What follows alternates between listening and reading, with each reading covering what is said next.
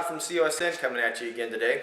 So today I want to start the ammo can wood stove kit project, and I know you guys probably see my other video. If you didn't, there'll be a link on here to go and watch the first video, and all it is really me talking about why I'm building the kit and kind of some principle behind it.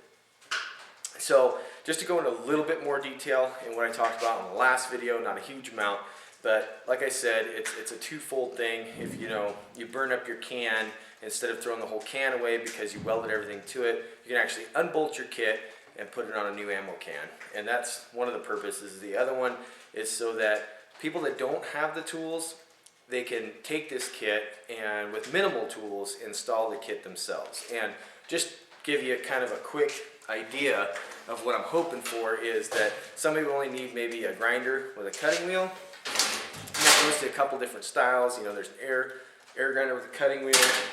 And if you have some sort of either jigsaw or a sawzall, something like that with a metal blade, you can also use that. So one of those types to cut your openings into the can, and then to drill your holes, of course, just have a drill. I'm hoping those are the only two tools or types of tools that you would need to install this kit. So I'm going to do some testing. And this right here is a 40mm grenade linked ammunition can. So it's a big one, kind of like, it's basically comparable to the 30mm ammo can. And what I want to do, I'm using the big one at first to kind of get everything down, and eventually I'm going to do the 50 cal. I'm also going to do the hand grenade and make a kit for all the different size ammo cans. Well, at least 3 to 4. I don't want to go into, there's quite a few different ammo cans out there, so I'll probably make 3 to 4 different types. So enough of that. Let's get started with this, and I'll just kind of do frame by frame some steps I'm taking. I won't go into super detail to make this a huge long video. Maybe I will later on or something, make a longer video. But for now, I'm just going to take you through the building process and turn this into a wood stove by using a kit. So I thank you guys all for watching, and I hope you enjoy this video.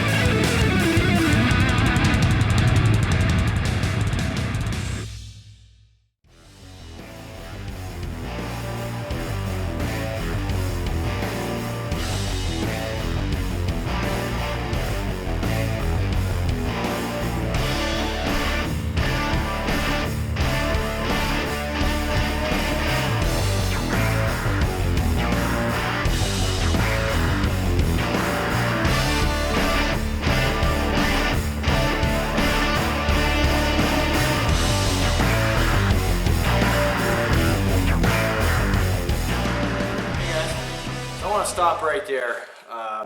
Probably seen enough clips, I'm sure.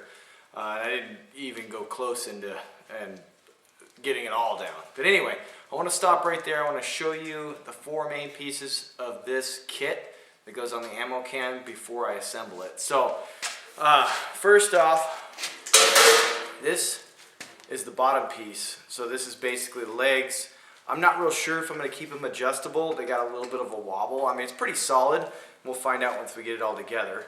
But here's the bottom piece. It has 2 holes, and it goes into the lid.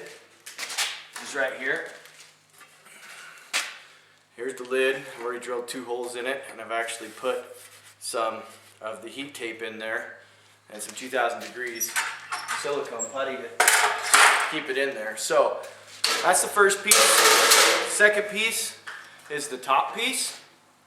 All right, I've added a baffle right here. So basically the smoke can't just go straight up and out the pipe.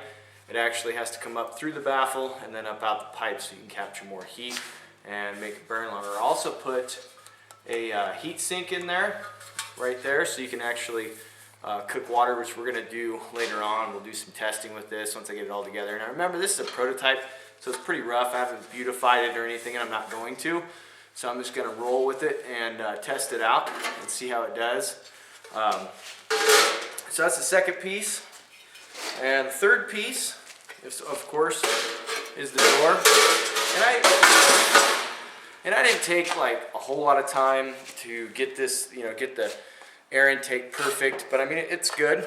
I mean, I didn't cut the holes out and sit there and grind them out perfect, but you know what? It works really well.